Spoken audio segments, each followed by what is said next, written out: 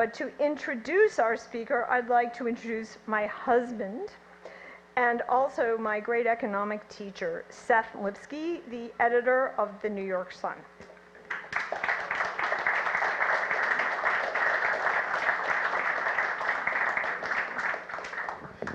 Thank you, Amity. Thank all of you for being here. It's my pleasure to have this chance to tell you about Jim Grant. It's hard to think of anyone better to open a conference on America in debt than James Grant. He is, and this is a subject I know deeply, one of the greatest newspapermen of our time and editor of one of its most wonderful newspapers, Grant's Interest Rate Observer. It happens that Jim and I studied the subjects of monetary policy and debt just up the road in Baltimore. I was a private E1, the lowest rank in the Army, and he was a gunner's mate in the Navy. I studied the fiscal side of things when I entered a saloon wearing my Army uniform. I took a position at the bar. Presently, a waitress sidled up to me, brushed the back of her hand on my cheek, and asked if I would buy her a drink. Sure, I said. What would you have? A champagne, she announced. I neglected, typically, to inquire of the price or the interest. The bartender poured her a flute, and she tossed it off with one swig and sauntered away in search of her next mark. The bartender handed me a tab for $108, which was 150% of my monthly pay. Let me just say, I protested like a regular congressman. It got me nowhere. Mr. Grant's studies in Baltimore were a bit more elevated. Gunner's mates, I didn't know this until I was studying Jim's life. Gunner's mates have a motto in Latin. It's not a joke. It translates as, I bring not the rays of the sun, but the thunderbolts of Jupiter, which I believe is why he became a newspaperman. He started at the Baltimore Sun, and that meant covering every sort of scoundrel as has plied the waterfront. Perfect, as it turns out, for the career of covering, among other beats, the United States Federal Reserve.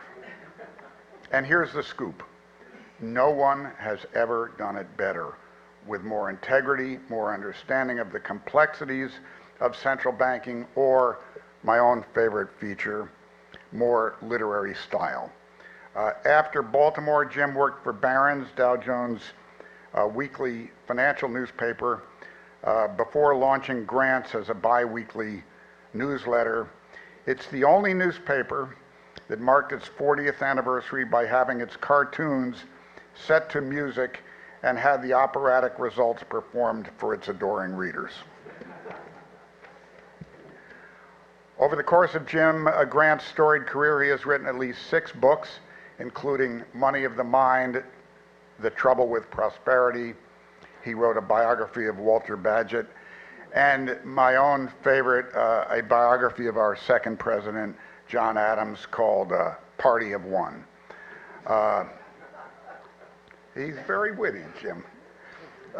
Jim may be the only newspaperman ever invited into the inner sanctum of the Federal Reserve Bank of New York to address its august directors on what they were doing wrong. During the 2012 presidential campaign, Congressman Ron Paul, a hero of the Campaign for Honest Money, vowed that if he were elected president, he would make Mr. Grant chairman of the Federal Reserve. At the time, I called Jim and asked whether he would take the position. Why would anyone do such a thing, Jim said, if he could be an editor of a paper like the Interest Rate Observer, which, after all, I think I can say has, in contradistinction to the Fed, a positive net worth.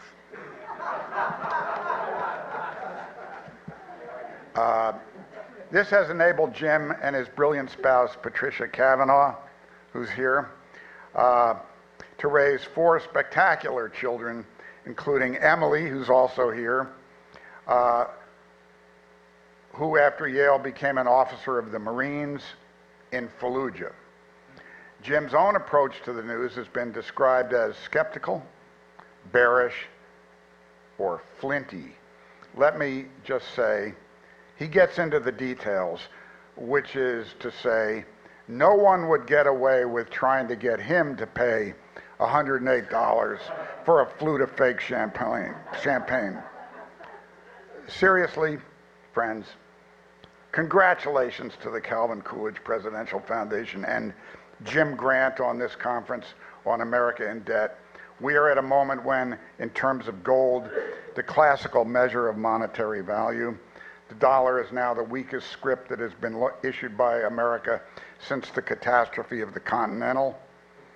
And in a season when our national debt clock is loping along, ticking off its trillions, I can't think of a more timely issue, a more inspiring president than Calvin Coolidge, or a more perfect speaker than Jim Grant.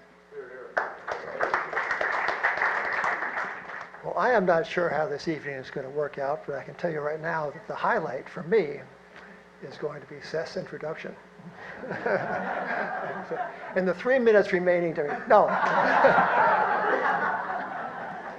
Well, thank you, Amity, thank you, Coolidge, and thank you, Seth. I stand with anachronism. I like the low hum of cultured voices, great books, and the dead authors who wrote them. I believe in the fedora hat, which should be tipped in the open air and doffed in an elevator. I support the gold standard. Nothing against progress. You know, the sextant sailed us around the world and the slide rule got us up to the moon, but neither beats your pocket-size Apple GPS Chrome high-speed computer Chrome Encyclopedia Britannica. I understand the imperative of creative destruction, but where has prudence gone? It was nowhere to be seen in 2008 when a half-dozen great American banks became wards of the state. AAA rated, mind you, AAA rated General Electric Company itself required a government bailout, and the edifice of some subprime mortgages collapsed. The greatest failure of ratings and risk management ever, said Doug Lugas, who was then a executive director at the Swiss bank UBS. And it was true. So financial upheaval certainly is as old as finance, and fractional reserve banking is inherently risky. But the so-called Great Recession stands alone for the pedigree of the victims it claimed or would have claimed, except for the saving, smothering, costly federal intercession. On Wall Street, the fear of loss is certainly the best regulator. The so-called Great Recession stands alone for the pedigree of the victims it claimed or would have claimed. But you know, on Wall Street, the best regulator surely is fear itself. It inhibits the human tendency, especially marked in boom times, to overdo it. 0% interest rates and reams of paper money work in the opposite direction. They are the great disinhibitors. Recall, if you can, the dot-com bubble of the late 1990s. It's bursting in 2000, 2001, and the Federal Reserve's attempts to contain the damage. From 6.5% in 2000, the central bank slashed its policy interest rate, the so-called Fed funds rate, to 1% in 2004. So the dot-com bubble was indeed contained, but a new bubble, this one centered on fixed income securities of all kinds, especially mortgages, rose up in its place, and it was titanic. And to contain the fallout of its bursting in 2007, 8, and 9, the Fed slashed interest rates to 0. Its counterparts in Europe and Japan didn't stop there, but plumbed the new ground of less than 0. So 10 years of ultra-low rates beginning in 2008 seemed to prove that money grows on trees. Indeed it did. from Silicon Valley to Washington, D.C., from venture capital to private equity to cryptocurrency to private credit and public debt. There was money for everything and anything. So interest rates, arguably the most important prices in a market economy, says the editor of a publication with interest rate in its name. Interest rates inform, that is, market-determined interest rates inform, manipulated interest rates misinform. Observe today the immensity of the public debt, the gross public debt, a fine number. Note especially its accelerating growth on Donald Trump's inauguration day, his first inauguration day. It summed to slightly less than 20 trillion. 4 years later, in 2021, it reached 28 trillion. Today, under President Biden, it tops 34 trillion. The successive Democratic and Republican administrations, who says there's no bipartisanship, have boosted the debt by more than 14 trillion, as much as the totality of what the country owed as recently as 2011. See, I read David Stockman too. So cheap dollars and artificial borrowing costs may not have made this dubious achievement inevitable. They did make it possible.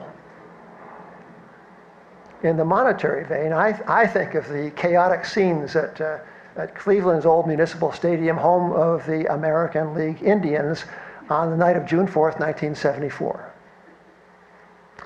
To draw fans into that cavernous ballpark, the Indians management staged a 10-cent beer promotion, 10 cents.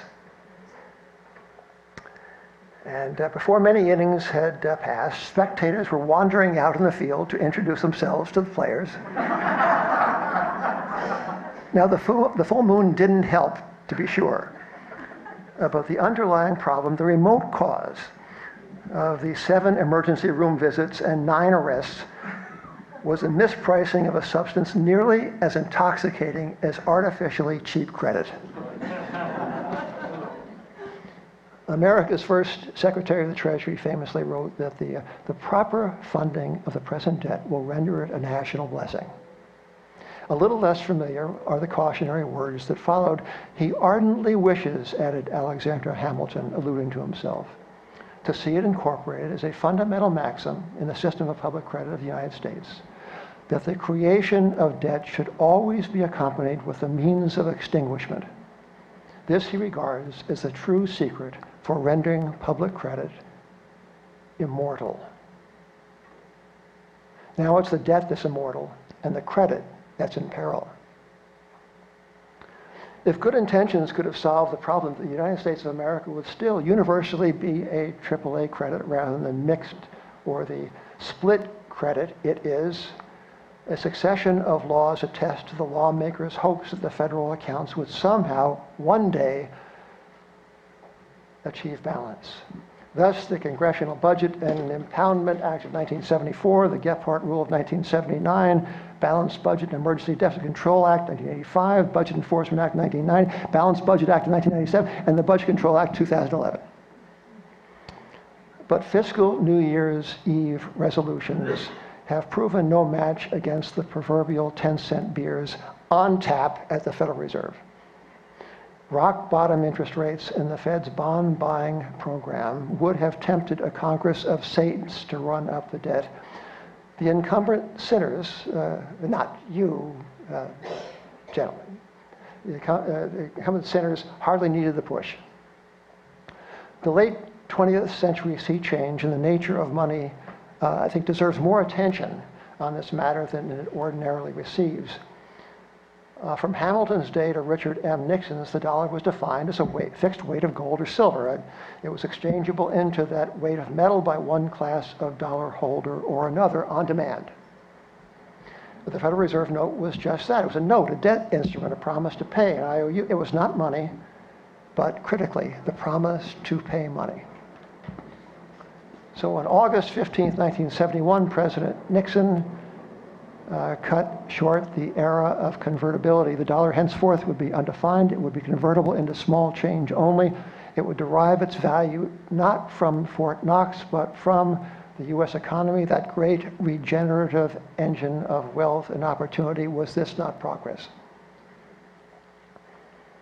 It must be said that little remained of the gold standard that Nixon put out of its misery that night. The classical gold standard died in 1914. A roadshow variant called the gold exchange standard succeeded the original in the 1920s. The Bretton Woods version followed in 1944. Its principal architect, Lord Keynes, the eponymous Keynesian, called it with some hyperbole only the exact opposite of a gold standard. So under Bretton Woods, the exchange rates were fixed but adjustable. You know. The dollar alone was made exchangeable into gold, but only by America's sovereign credits.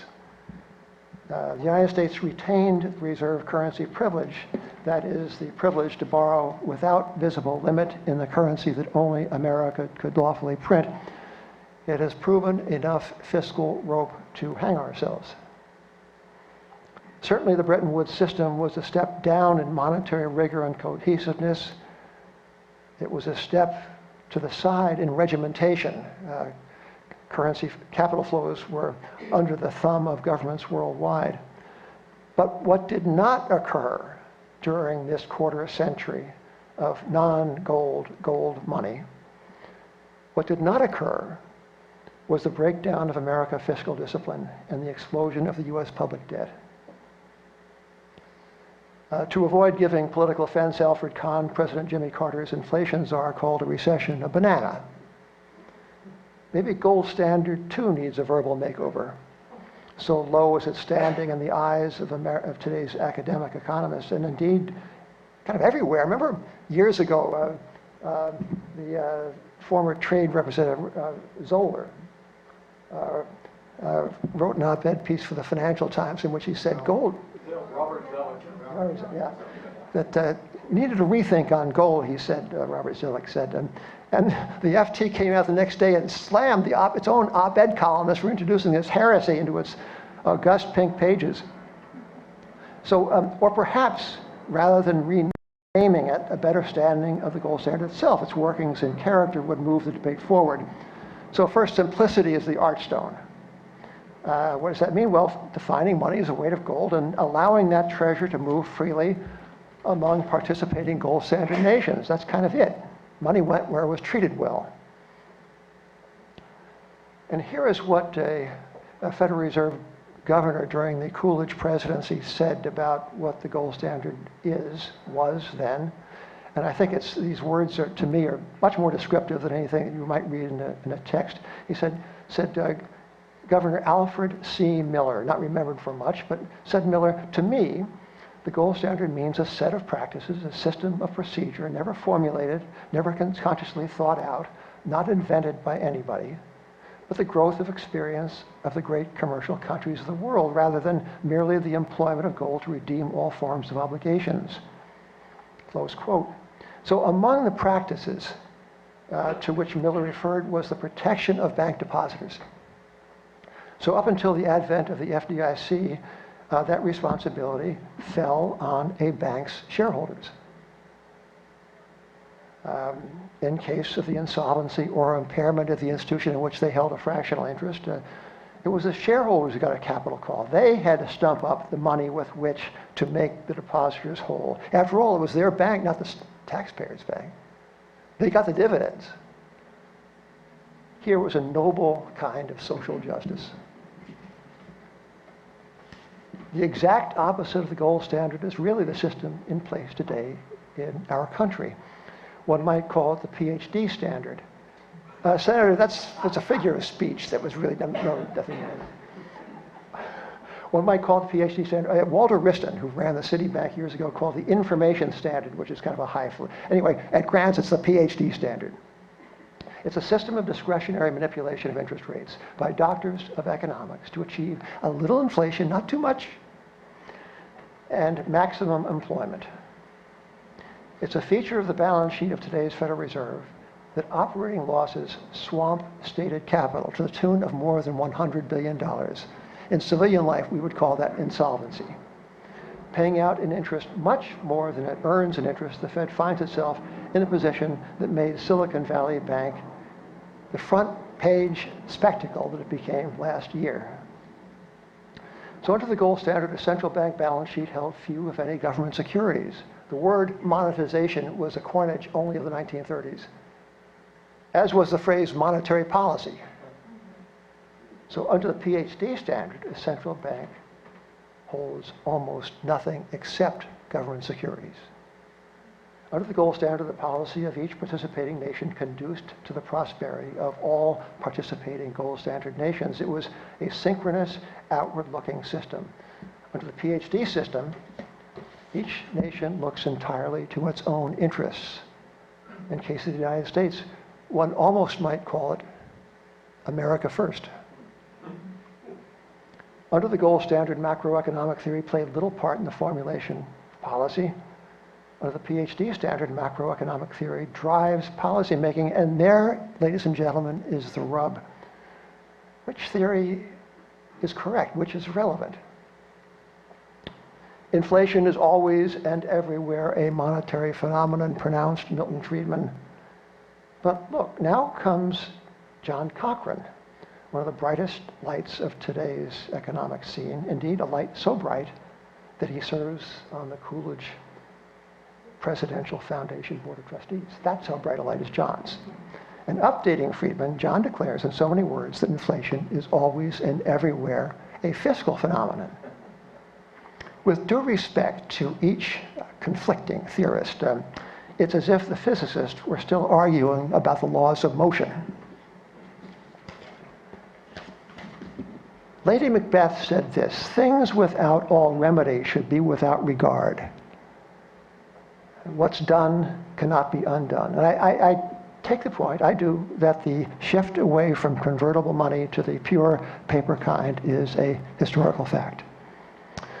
But I wonder, Senator Gramm, if what stands in the way of a fundamental reappraisal of our money and fiscal arrangements isn't really a cultural impasse. The gold standard was a constructively inhibiting institution. How would it fare in this, the age of Elon Musk, who is episodically disinhibited, Donald Trump, who is continuously so, and the age of the overheard cell phone discussion about the speaker's ugly impending contested divorce? How would it fare in this world of ours? What's anybody's guess? Perhaps we should prepare the cultural ground for fundamental monetary reform first. And perhaps we should bring back the telephone booth. And then, of course, the fedora. Thank you.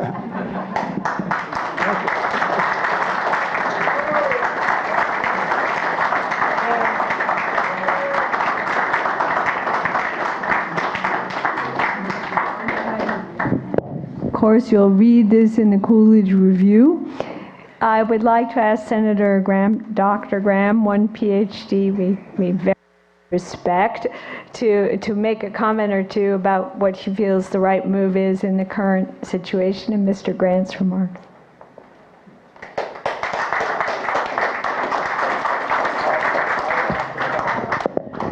Well, my views are obviously corrupted by the fact that there are 4 PhD economists in my family. Before I talk about what Jim said, I'd like to say that it's pretty remarkable that we're here in an organization that celebrates Calvin Coolidge. If you think about that, if you think about that, it's really a testament to Amity, to her leadership and what she's done. And this wouldn't have happened without her. So maybe we need somebody like Amity dealing with this problem. Now, I would have never done this tonight had I not loved Amity. And she told me she wanted me to do it, so I'm going to do it. So let me give my formal response to Jim and then just say a few things. My formal response is amen.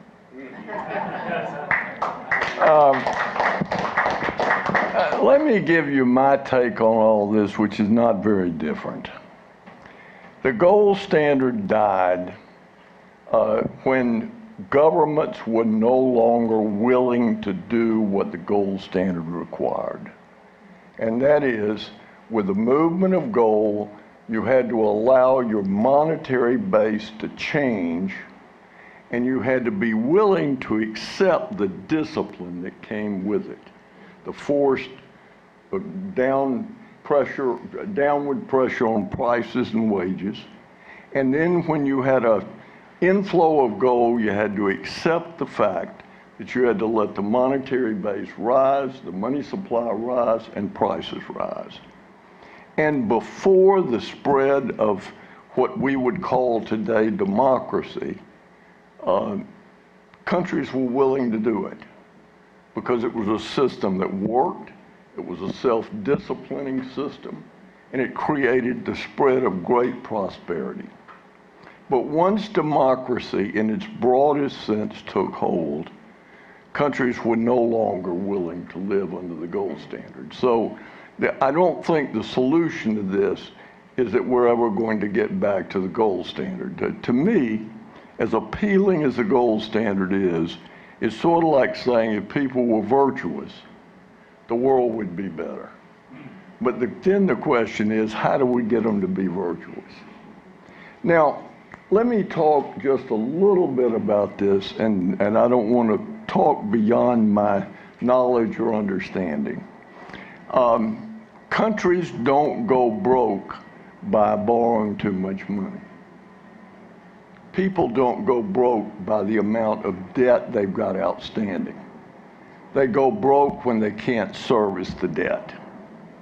And so it seems to me, if you look at this, that what really happened is, especially with the Obama administration, after the subprime crisis, you had an explosion in government spending that went on in a very rapid expansion in expenditures for 4 years, long after the recession was over. And then Donald Trump came into office with no commitment to fiscal responsibility whatsoever. And then you've had in the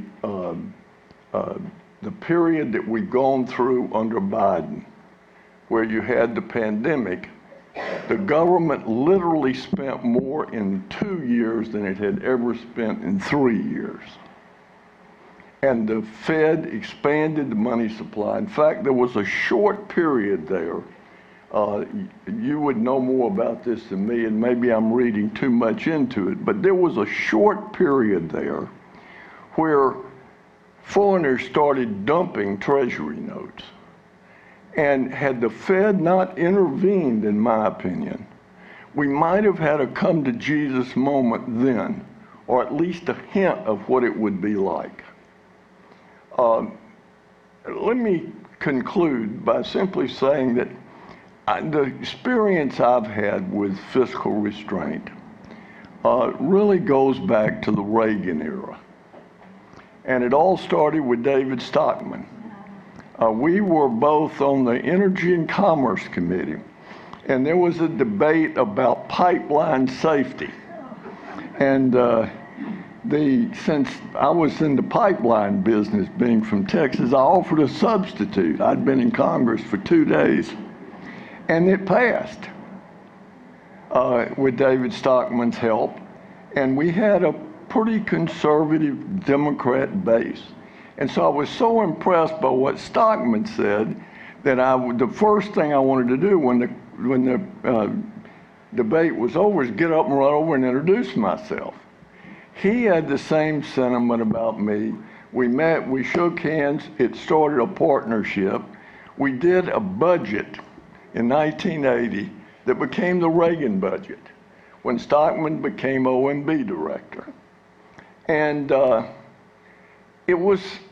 we had some success because we'd had 9 years of 9.2% inflation. The Soviets were on the move all over the world.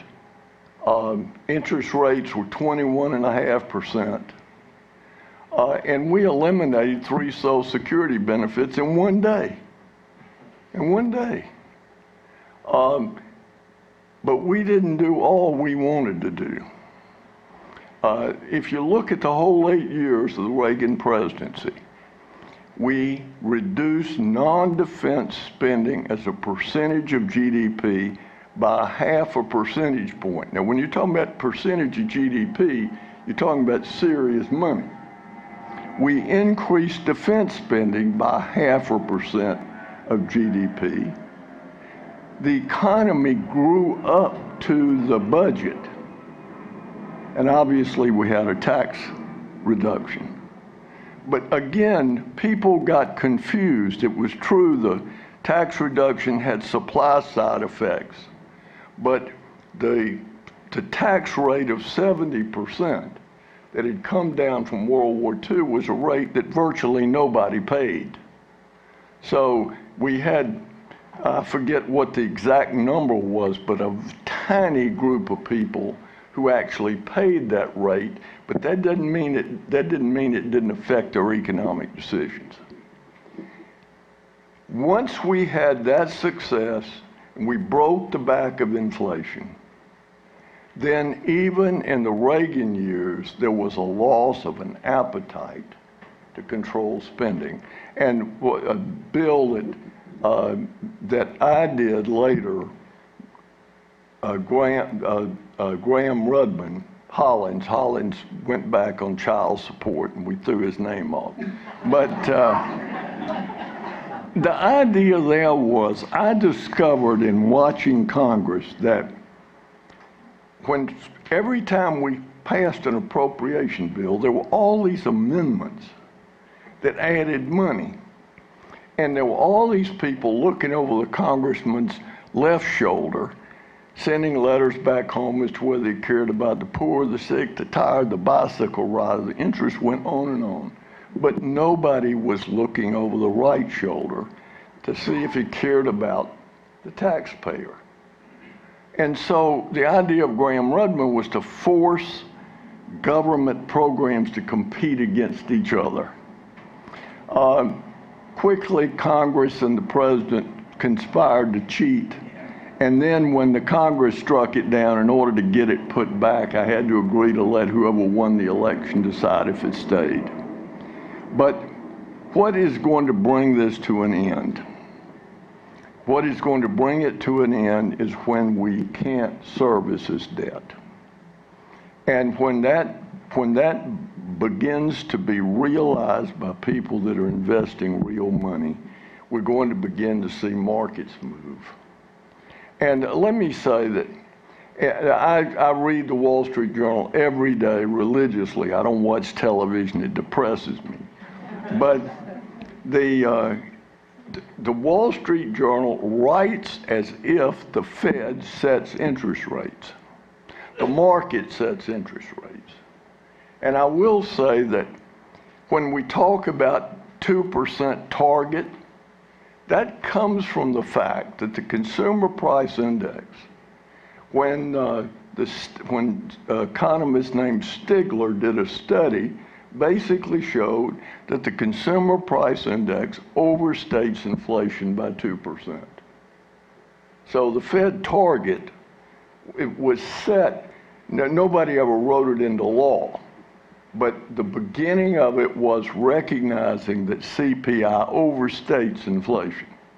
And if you were going to begin somewhere with fiscal restraint, it would be to fix the CPI, because just the difference between the measure of the Consumer Price Index and what you would have if you continually adjusted the base for changes that are produced by changes in preference and by quality of goods and by the effect of change in relative prices, you would reduce expenditures by over $1 trillion in 10 years just by the Consumer Price Index. The Consumer Price Index is a big driver of government spending because of indexing. So what is going to happen? Things that can't go on forever don't go on forever. And at some point, there's going to be a come to Jesus moment. And I wish I could be young and be there. But I wouldn't want to be greedy. I had the opportunity of being young and being there one time when it really mattered. And I will have to say, since David is here, that had we adopted our budget, this country would look very, very different. But that's all old men say. If they had listened to me, if they had just listened to me, we could have done these wonderful things. But thank you, Jim, for great talk.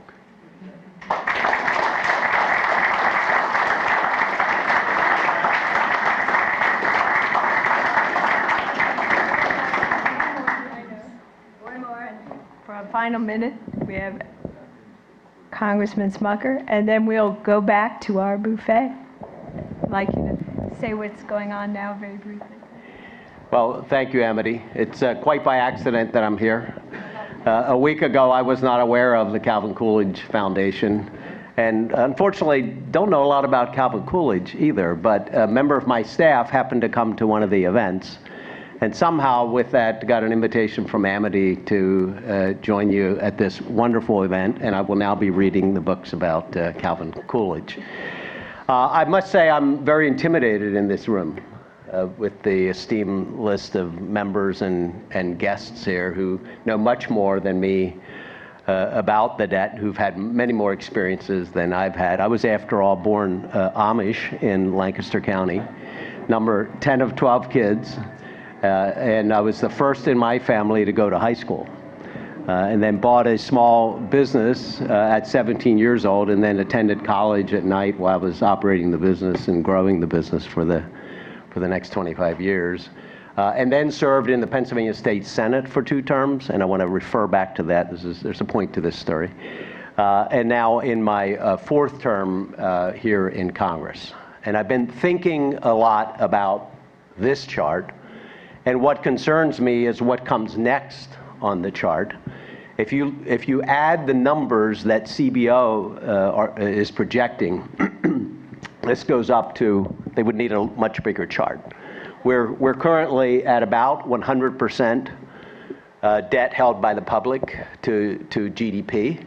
You can see the only time we've had that in the past was World War II, after we came through the world crisis that we experienced, of course, at that time, and we freed the world. That was after, and we're in a dangerous time now, so I'm concerned whether we will have the ability to address the confrontations we may have. But it took us, we were able to work our way out of that. It took us about 30 years until the mid-70s, until we reached about 30% debt to GDP. Today, this is showing in the next 30 years, we will almost, it's about 172%, almost double GDP. We know that is not sustainable. I think everyone in this room understands that at some point there will be an economic calamity of some sort that will have a dramatic impact on America and on future generations. History is full of examples of countries and empires, think British Empire, Dutch Empire, many Chinese empires over thousands of years, that dominated the world for periods of time and then failed. Sometimes a slow decline, and at other times a sudden collapse, and often due to poor fiscal policies. So that's the path we're on, and as Senator Gramm said, the way I think about it, a sovereign debt crisis will occur at the point that people are no longer willing to buy U.S. treasuries, and we can't service that debt. And we've already seen some softening at times in the past few months, which is concerning. I think we have a math problem, first of all, but we also have a political problem, and I have a proposal for you to consider. Every time someone talks about the debt, we obviously are going to need to talk about Social Security, Medicare, the drivers, the demographics, the lack of workers. These are big problems that are causing some of the issues that we have. But every time one party talks about it, they get clobbered by the other party. That's a political problem. And my suggestion is based on an experience that I had in the Pennsylvania State Senate when we had a much smaller problem, but a similar, difficult problem that had been in existence for about 30 years. And we put together a commission. This was a bipartisan, bicameral commission that included the governor's office. And we had a public discussion throughout Pennsylvania. This was about school funding. And we engaged the public and every single group that had an opinion about how our school funding should be divided among 500 school districts.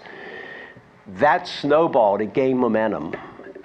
We then had the president, or the governor at that time, Tom Corbett, was a Republican. He lost after one term. Governor Wolf came into office. We thought the thing was gone.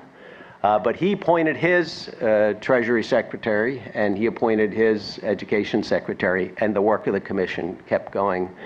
We ended up passing a bill that was moved unanimously out of the commission. It was my bill. I was the Education Secretary at the time, or Chair of the Education Committee, I should say, at the time in the Senate. And then it passed almost unanimously in both chambers. It was signed into law by the governor at that time. We have had commissions in the past. Some have worked, some have failed.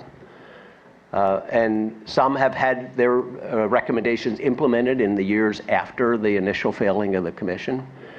But it's about a public discussion. The American people do not understand the existential threat, and I think it is that we are faced in the next few decades if we don't do something about this. So it's something for thought that I'd like to just leave with you. We passed a bill out of the Budget Committee in the House. We passed the bill to the floor. We moved it out of the Budget Committee, I should say. And I hope that in the next few weeks, we're able to pass legislation that creates this commission that would begin to have this national conversation that we absolutely need to have. And everything must be on the table. You can't solve this by growth alone. It's going to be an important part of it. You can't solve it by revenue alone. It's going to be part of it, and you can't solve it by spending cuts alone. But that's the discussion that we need to have. So thank you so much. I look forward to continuing the discussion.